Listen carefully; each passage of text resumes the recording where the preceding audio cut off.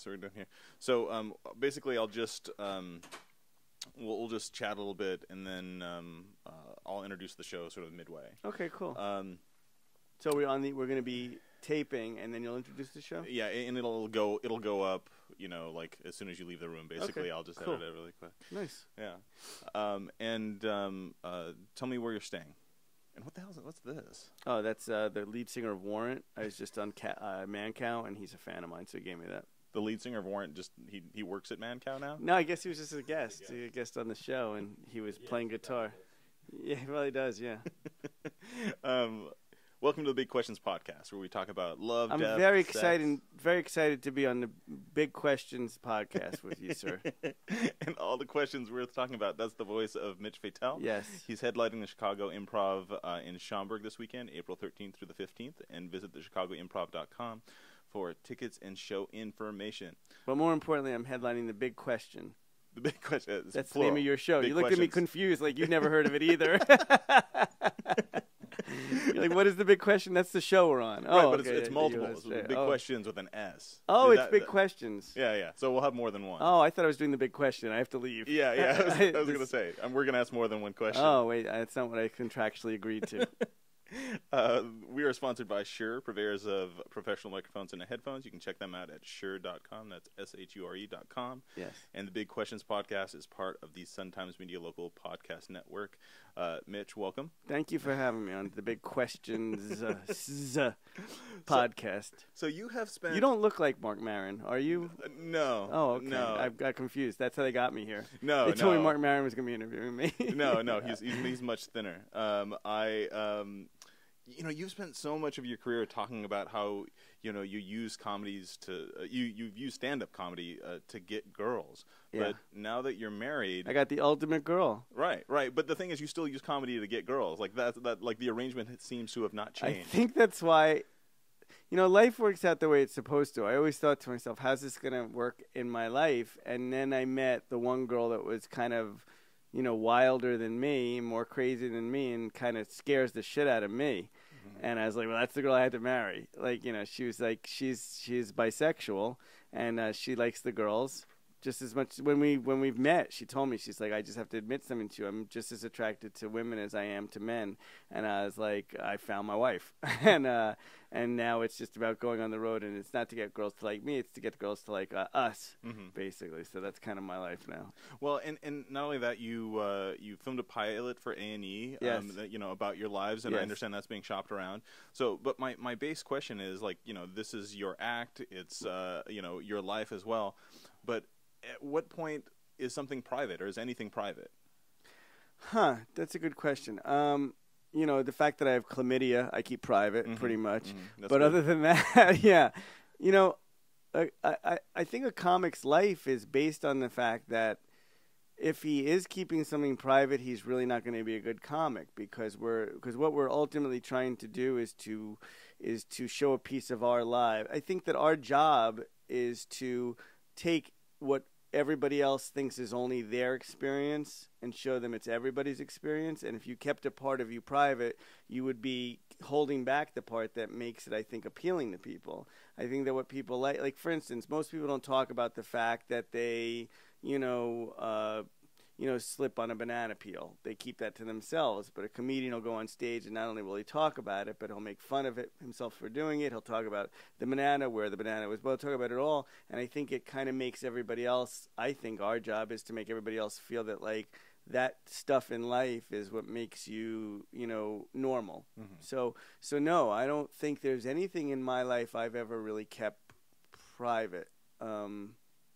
No. And in terms of doing a reality show, if reality shows have taught us anything, they're really, really good for marriage. Right, yeah. That whether you're Jessica Simpson or Hulk Hogan, it's not healthy for a marriage. So what kind of conversations? No, I disagree with you. I think that the new shows. I mean, I am not a huge Duck Dynasty fan, but I think one of the reasons that Duck Dynasty worked so well is it showed strong marriages. And I think that's going to be the upcoming new reality shows. I think for a while the old reality shows were just that crash and burn stuff that everybody else, eventually, it wore off. You can only see someone crash a car a couple of thousand times before you just don't care about them doing car crashes. And so I think when reality TV came out, it was very interesting for people to see people actually fighting on camera. And then people got savvy to that and realized that it was all set up and stuff. I mean, the first reality show ever was that Survivor show, if you remember. And I remember watching it. I remember there was inner fighting going on, and I thought it was cool too. And then one day you realize, like, oh, it's just like when you were in school and you hear that there was a fight going on, and you run around the corner to see the fight. It's like, but then after a while you get older and you go, okay, I don't really want to see two kids fighting anymore. It's kind of boring. So I think that new reality show had to find something different, and they actually started changing from that crash and burn marriage thing where everybody's cheating and annoying and stuff to, a new kind of. And my reality show showed the power of marriage and basically how much I loved it and how my wife has kind of made me a better person. Mm-hmm. But what sort of conversations have you had with Jessica about that? Like, because you must be aware of. I don't have conversations with Jessica. She's not allowed to talk. Okay, yeah. So it's much better. She just does what she's told, and that's why I think our marriage works out so well. No, but I've listened to radio interviews with you. She's very outspoken. Yes, she is. She I'm not going to say puts you in your place, but she has a better job of sort of playing to your needs, and she makes you funnier too. She's a good setup man. She does make me funnier, yeah. As a matter of fact, that's why we're doing radio shows together now. And that TV show that came out, Jessica is me as a woman. She's a lot hotter than I would be as a woman, but she's me as a woman, and she is outspoken. And when we first met, she kind of blew me away because I think that I had always been the kind of guy that, when I was on the road, I would try to get girls to like me, to get them to have sex with me. And then when I went out with Jessica the first time, we had sex, and I thought I won her over. And she's like, no, you didn't really win me over. I didn't really even like your comedy. I just wanted to have sex with you because I thought you're cute. And I think that since the power was taken away from me in that, she just really she just liked me. She basically always said to me, well, just fly me out. She had just gotten divorced, and she said, just fly me out to shows and we'll have sex and we'll have a good time. She said, I'm not interested in marriage. My ex-husband left. I could give a shit about being married again. And it was because sex was taken off the table as something I had to try to get, because she was just as horny as I was. We started having a lot of sex on the road, but then we started talking all the time because we had to have something to do in between the sex. Mm-hmm. And in between the sex, I started realizing that I was falling in love with her because she's the most amazing human being I've ever met. And I think that was how she put me in my place. Is she turned the tables on me, because I've never met a woman that was so sexually confident about herself. She never used sex for power. She never used sex as some sort of tool to get something. She just likes having sex. She had a bad childhood, so it worked out really well for us. Well, and you've said that over and over. Did she ever get mad about you for joking about her childhood? Nothing. That's become a punchline. No, and something that's the kind of girl a comedian has to marry. She does not get upset about anything. She knows. She said to me, "You do what you have to do. It's your art." And she's more of a ham than I am. She likes going on shows. She told me the first time I knew I could go on radio with her was we did a radio show, and she was talking about the fact that she likes to bring girls to bed with us. And someone said to her on a radio show, how are you okay with that? And Jessica said, I'm just a whore. And everybody laughed because the way she said it. And I said to Jessica on the way home, we were driving home, and I said to her, that's the worst thing you'll ever be called. That's the worst thing a guy can ever call a girl. And if you come on the radio with me and we talk about stuff, the worst thing a guy can ever call you is a whore. That's the worst thing a girl can be called. I said, but if you'll call yourself a whore before someone else does, you take away all the power. And if that doesn't hurt your feelings, and she said, nothing hurts my feelings with that. She said, I like the shock value of it. She said, that's why I said it. I said it because I like the shock value of it. And that's what a comedian does. We live for shock value. That's our life. Excuse me, I'm going to have a glass of water. That's right. Well, and you had a show for a while with her on Sirius Radio, right? Sex and Swinging with Sex Jessica. and Swinging with Mitch and Jessica. Yes. And that's a lot of talking about sex. And now, has she graduated? Is she a sex therapist now, or is she still studying? She's not a sex therapist. She will be in a couple of years. She's in school right now.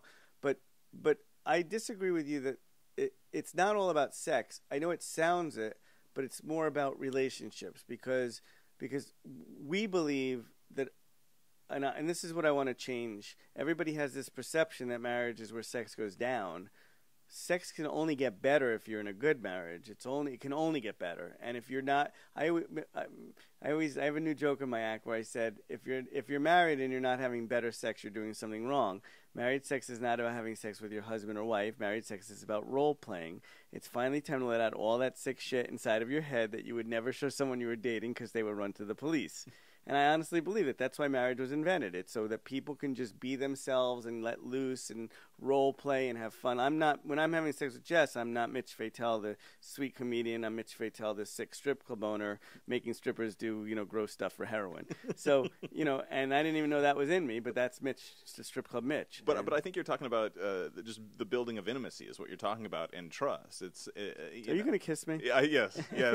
Yeah, it is. It's the building, and the trust. And, sex is only dirty if it's between two adults who aren't really both consenting to the fun of it. And I think that that's what a marriage is I never had good sex when I was single. I used to think it was good sex until I had married sex where I realized it's the intimacy to try something with your partner, to not be embarrassed if you don't perform a certain way one night, or it's never happened to me. If I'm talking about for you, yes, stuff like that. And so I think that marriage is, and that's what I want to ultimately show, is that marriage is sexy, and it can be it can be done the right way. Sure. But the reason I brought up the show, and again, it was about relationships and your relationships and, the folks that you helped and commented on as well. Right. But at a certain point, if she's a sex therapist and, so that's her work and, you guys have your home life, so she's bringing work and play, like that's a lot of sex.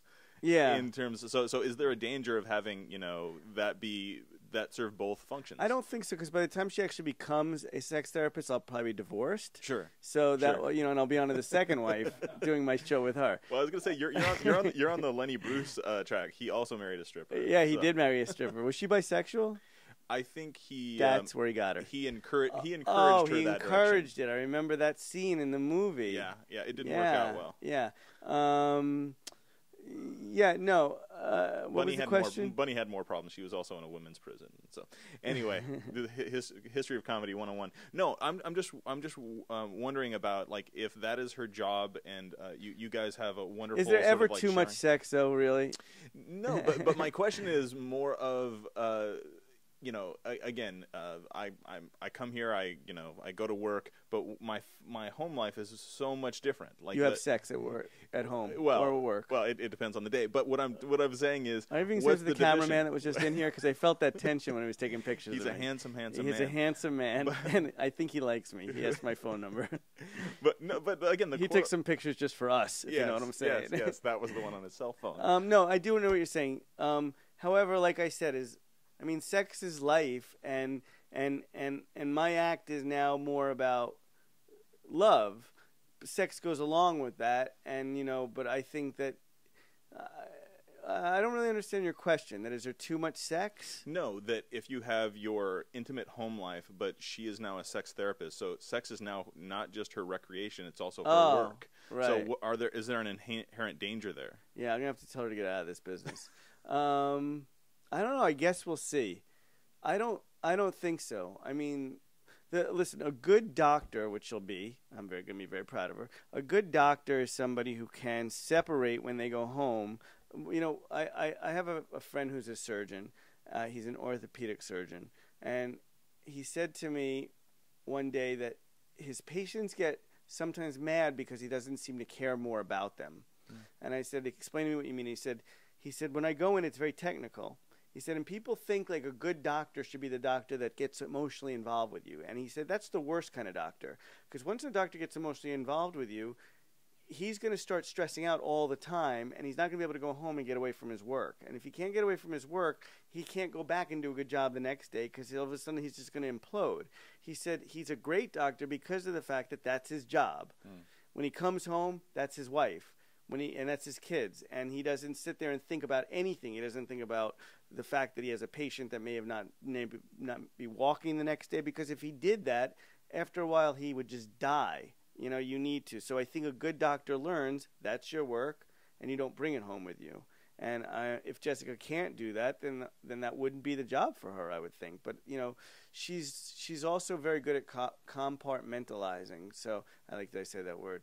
So she's able to, you know, like whatever we're going through, and I'm good at that too. Like, you know, I've never gotten on stage. I've gotten on stage in the middle of terrible, terrible things happening in my life, and I'd like to think, and I'm proud to think, that the audience never knew it. Because that's my job. My job is to go on stage and make people laugh. And obviously, every time I'm smiling on stage, I'm not really that happy. But that's the art of it. Mm-hmm. And I think the art of being a doctor is you go in and you have that interest, but then you leave and you have your life, you know. And when I go on stage, I don't think about the fact that, you know, my dad just had a heart attack. Sure. You know, or that, you know, I'm doing the Big Questions podcast the next day, because that would overwhelm me. Yes, because that overwhelms a lot of people. And you also mentioned, you know, having kids, and I know that Jessica, yes, like that's on the roadmap. And so my question is, where is that on the roadmap? And do swingers clubs have built-in babysitting facilities? You know, I may have to check. They have a playroom where the kids can play with all the vibrators and stuff like that. Is that OSHA regulated? I'm just wondering. Yeah, as far as having kids, Jessica, you know, keeps saying we're gonna have lots of babies, and I'm like, yeah, we are. And then I go and put my balls in the microwave for 5 minutes. She's like, what's that smell in there? I'm like, a happy life. That's what that smells of. She wants to have a kid, and I want to. I want to have a kid one day. Sure, I mean, you know, I was just saying to a friend that, like, you know, I want to have a little girl because I think girls can have conversations with you. I just like conversations, mm-hmm. And little boys just, you know, want to touch themselves and eat pie or ice cream and shit.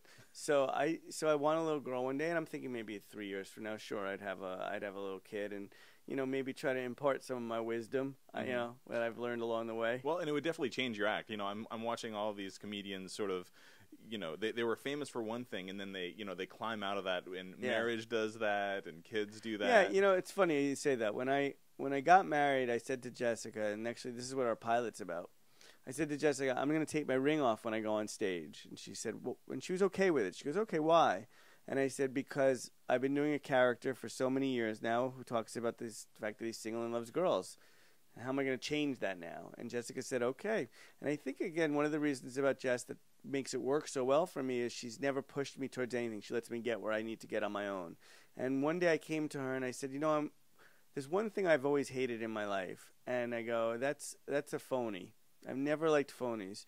And you can sniff out a phony immediately, you know, and that's why people hate certain politicians, and that's why people hate certain acts. And, you know, once you get figured out as a phony, you're hated. Lance Armstrong, you know, excuse me. So I thought, if I'm going on stage and I'm saying I'm single and I'm really married and going home and I love marriage and I love then I'm the Lance Armstrong of comedy. Suddenly I'm a phony. I'm saying one thing and not another. I'm using performance enhancing drugs, you know. And I said, I don't want to be that person. I don't want to be the person that's not real. I like to be real. And I said to Jess, I'm going to start talking about, I said, I appreciate you giving me that, but I'm going to go on stage with my ring and I'm going to start talking about being married. And I said, and if it doesn't work, then I'm not meant to be a comedian. I said, you know, a comedian talks about their life. And if my success was only because of the fact that I talked about being single and liking girls, then was I really ever talented to begin with? And and the answer was, I don't care. I just have to be true to myself. And I started talking about being married, and I think it's the best act I've ever had in my life now.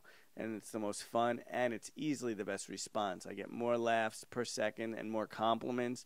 And I've had women coming over to me now saying, you know, thank you so much. Like, you're telling marriage from a woman's point of view as well. And that's because I do look at women as very, very powerful and beautiful creatures. And I think that, you know, they are very nurturing. And when talked about in the right way, they can be amazing. And so I wanted to be the comedian that didn't go on stage talking about, like, and marriage is this and blah, blah, blah, and all ball and chain, because Jessica's cooler than I have ever been in my life.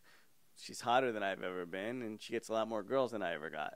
So, well, and I want to talk a little bit about the changing act and process, because I know early in your career you were inspired by Jerry Seinfeld, and Jerry Seinfeld has this very sort of strict thing, which is he sits down in front of a notepad for at least a half an hour a day. Yes. Is that still your process? You know, it's funny. That's a great question. I learned to write many years ago when I saw Jerry Seinfeld on the Bob Costas show. Bob Costas had a TV show. And he said the way he writes is he sits down with a pad for a half hour every day, and blah, blah, blah. And I was like, that's what I'm going to do. And I did it for years and years and years and years. And I thought it was the way I wrote. And then I would write one joke maybe a week like that, maybe every 2 weeks. And then one day I just started to slowly, and isn't this the beauty of life? I started to slowly find that if I brought a little tape recorder, similar to this little one that you have over here, if I brought this little tape recorder up on stage with me, or digital recorders they're called these days, I just aged myself, and did my act, and then listened to it after the show religiously, what started happening was, and I just found it by accident because I wanted to start remembering bits that I was saying on stage, I started rewriting the bits as I was listening to them on the recorder, and then all of a sudden I started realizing the bits were getting funnier and funnier and funnier, and then not only was I writing one joke now, but I was writing 5 jokes a night. And all of a sudden I started realizing, like, oh my God, I've been writing the wrong way. And that's the journey you take in life, and that's what you do in life because other things start to happen when you do. That's the way I started out. I don't write like that anymore. Now what I do is I have ideas for jokes that I want to talk about or topics that I want to talk about. I bring my recorder on stage, and I start to talk about it just a little. Just somewhere in the middle of my show, I add in something. And then that night I'll listen to it, and ultimately I just start adding on, and then taking off. And it's like an artist. Like I take a brush and I white out that, but then I put a little more definition on that, and then all of a sudden, and then my act now, I have suddenly 2 fresh new hours out of nowhere. Where it used to take me, 2 years to write an hour, 5 years to write an hour. I can write another hour per year now because and that's my new way. Well, that was George Carlin's process as well, as he would just have a tape recorder. Telling me I steal from George Carlin? Yes, exactly. But no, he would do that. Yeah. He listened. I wish I had seen him on Bob Costas instead. I would be a lot more famous right now. Well, and we talked a little bit before we started recording about your beginnings, and I know you started at age 15 and used to come on. 15 used to come on stage in pajamas. My Incredible Hulk pajamas, yes, sir. And you do your research, dude. You are wonderful. Thank you. But you're a protege. I gotta go. Of Dick Lord, yes, who was this great sort of Catskills big comedian. Catskills comedian. Yes. And I know it didn't end well. So can you tell that short story? The short story is, and it's a very sad story, but hey, it got me where I was. When I was 15 years old, I told my mom I wanted to be a stand-up comedian. I had heard Steve Martin albums, and I knew that that's what I wanted to do. I thought if somebody could get paid to act dumb on stage, then, I was just doing that in class, and I was getting kicked out of class. So I thought, well, if I could get paid for that, it became obvious this is what I'm going to do. I told my mom I'm going to be a stand-up comedian. My mom told me that wasn't a normal job, and I couldn't do it. And I said, no, I'm going to be. I never, ever questioned it. And she said, well, if you're going to do it, let's meet a professional and see what he says. My mom was very much into negatively telling me I wasn't going to be good at it. So she wanted to introduce me. So she found a Catskills comedian named Dick Lord, who was running a a class for comedians back then. And she said, my son wants to be a comedian, and I would like to get him back to his studies in school, so maybe you could assess him. And he said, and I think he knew that, I don't know what he thought, but he told my mom to bring me by the class, and I was 15, and I got on stage, and I killed. I made everybody laugh. I was telling jokes that I tell in school. And he said to my mom, he'll be famous if he wants to be. And my mom said, oh, okay, well, maybe there's something to this. And he started bringing me around to comedy clubs. They were not the comedy clubs that we know of today. They were Catskills. The Catskills, for people that don't know, are these mountain little towns, like in The Shining. They have these little Tony, what are they called? The Catskills. They're like these big, massive hotels where a lot of Jews go and complain about the food. And then go watch comedians, and the comedians would do these terrible, terrible jokes about matzo balls and stuff. And it's all Henny Youngman stuff. Yeah, Henny Youngman. That's kind of the thing. And Dick Lord was one of those kind of guys. and he'd bring me on stage with him, and I would do a couple minutes, and I killed because it was old people, and they just thought it was really cute that this young Jewish comedian was going up on stage, and they just were being very whatever.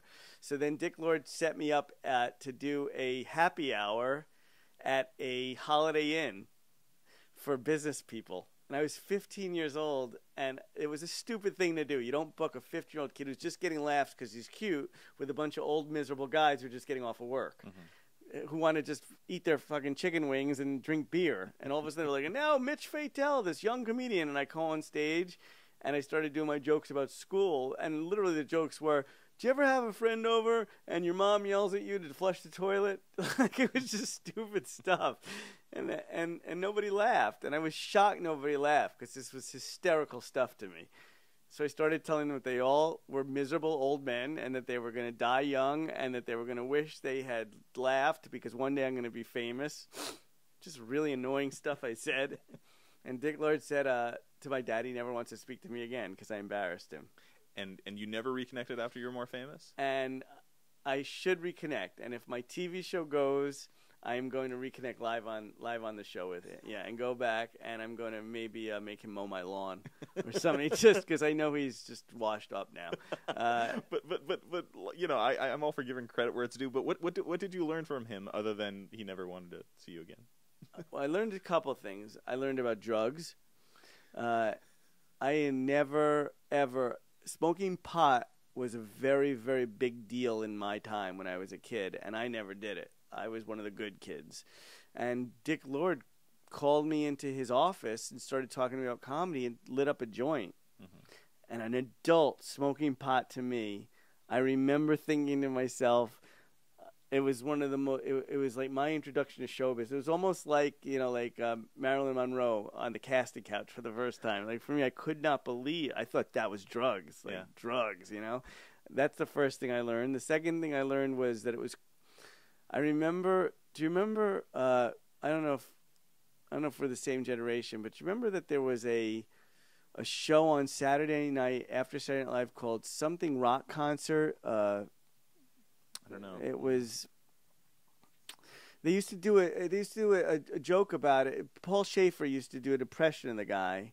Do you know who I'm talking about, Tony? He's the guy. He had a show called Rock Concert on late night Friday nights or something, and he would have all these bands on right before. It's killing me. It was a show. And what'd you learn? I learned that I don't remember people's names. I remember that was when it first came to me, that I don't remember names very well. Well, anyway, what I learned was that these people were real. This guy was a TV star to me. This guy, used to see him on TV. I used to watch Letterman. He used to be on after Letterman. And I remember Dick Lord was friends with him, and he came to one of the shows, and I couldn't believe I met a famous person. That was huge to me, and I learned that famous people were real. So looking back, like that was a big thing to me, to learn that famous people were real, because famous people to me back then were these ethereal figures that weren't real. They weren't us. Like, that's when my mom didn't think I'd become famous, because my mom thought that's for different people, not for people who grow up in New York City, like little kids in New York City, or Yonkers, where I grew up. Well, and you have a really interesting sort of philosophy about hecklers as well, which I think is unusual for modern comedians. And interesting. What is that? Well, I've heard you say it, and that is hecklers win if you get mad. Oh yeah, but I would think that. Yeah, I would think any good comic knows that. I listen. I liken it to the fact that if you really want to win a fight, you have your ego, and then you have the side of you that's like, well, do you really want to win, or do you just want to show that you're just whatever? And I always say that once somebody has taken you out of your moment, meaning that they've gotten to you enough that you've dropped the comedy and you've gotten angry,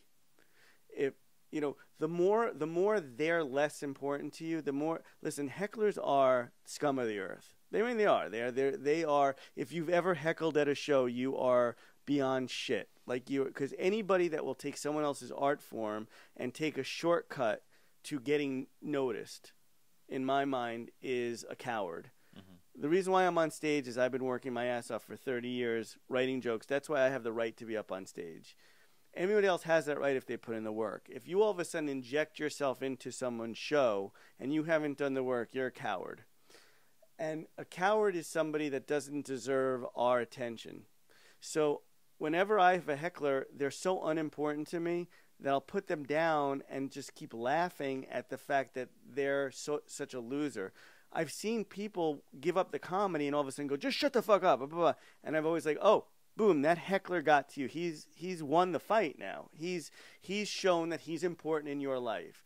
And, you know, I'm a big Ayn Rand fan, and in Ayn Rand's book, The Fountainhead, one of the main protagonists said, "You must really hate me," to Howard Rourke, who's the big hero. And he said, "No, I don't hate you. I don't even think about you." And that's worse than hating. Hating is a passion. That means that someone counts to you. A heckler shouldn't count to you. And once you've let them get you angry, they count. You've given them that ability that they've counted. It's worth their while now. And I think that increase, you know, that's all a heckler wants. It's why a vandal paints your house. It's because they want to get to you. But if you don't notice their stupid friggin', you know, vandalism, then they lose all their power. Mm-hmm. You talked a little bit about Paul Schaefer, and I know that your appearance on Letterman was really, really important to you. And Letterman, it's the biggest moment of my career. And he just announced that he was retiring. So you know, what impact did that announcement have on you? And you know, how do you feel about it? It didn't have any impact on me. It's the end of an era, though. It didn't have any impact on me because I started to dislike Letterman a lot in the last 10 to 15 years, because one of the reasons that I adored Letterman as a child and as a kid and as a teenager was he wasn't political. I hate when any comedian, and this is personal to me, other people can have their own opinion, and my opinion is never the right or wrong opinion, it's just my opinion.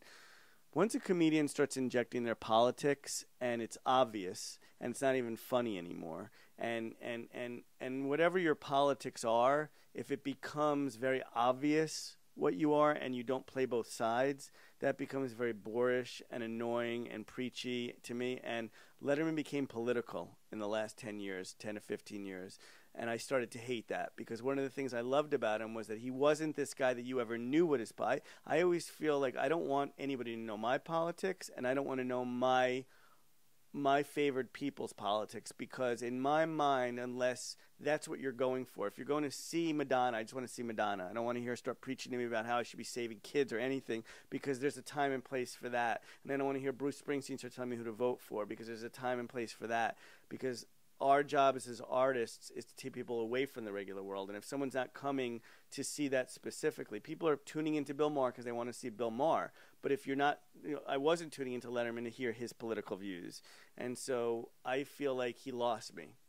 But did you think like he changed in that, like he wanted to be more political? I think he didn't care anymore. Yeah. I think I got the sense that he just couldn't hide it anymore. Well, but that's annoying. Then give up. Then you're not an artist anymore. It's in my mind. But he's becoming more him. He's not. You know, he's becoming more. Well, yeah, and I have a right then not be a fan of his. Yeah, that's exactly right. And if that's what he wants to be, you know, my personal opinion is, that's going to turn, no matter what your politics are in this business, you're going to turn off 50% of the people immediately. Right. No matter what they are. And so if you just want 50% of the people, if that to you is fun, that's not fun to me. What's fun to me, it wouldn't be fun to me to just have the people that agree with me watching me. That's why I like going on stage and talking about stuff that, you know, talks to everybody, because I feel like that's the fun thing. So if you just want to sit there and preach, because the only people that are going to care about watching a show or someone's preaching are the people that already agree with you. You're not going to turn other people's minds. And I think that if then it just becomes more a selfish thing. And I didn't care about it. And I don't even necessarily disagree or agree with his politics. I just didn't like that it became political, because I don't want to see anger. And I think that when people talk politically, they get angry, and I don't like anger. Yeah. I think anger is annoying. Well, Mitch, I know you got to go here in just a minute, but I did. Did I talk too long? Not at all. Was I fascinating? Yeah. Well, am I a fascinating individual? You are, and I hope this next question makes you more fascinating. And that is, you know, you're. I feel fascinating. Well, yeah. Well, when you're floating in the chair like that. But my question is, you know, your life and your act is, you know, about being honest and being more you, and I'm just wondering, you know, was there a point, or has there been a point where too much honesty just got you in trouble? All the time. Yeah, all the time. Do you want examples of Yeah, that? I see you mentally flipping through the Rolodex of what's appropriate. Oh, I'm trying to think of what's appropriate. What, you know what? Well, you know, I'm trying. Yeah, I mean, Jessica, I'm allowed to, you know, I've been on the radio when I was dating certain girls that I would talk about the fact that they were maybe not the smartest girls in the world, Mm-hmm.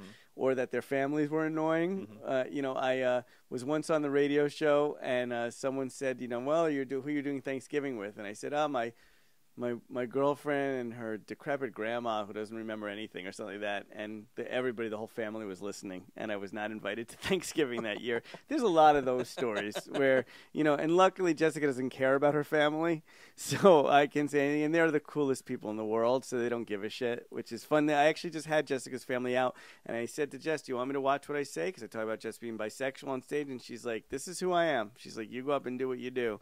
And she said the one thing she would have done differently is not sat with her parents, because she said there was a lot of silent points in her little you know, family. And is there anything off limits?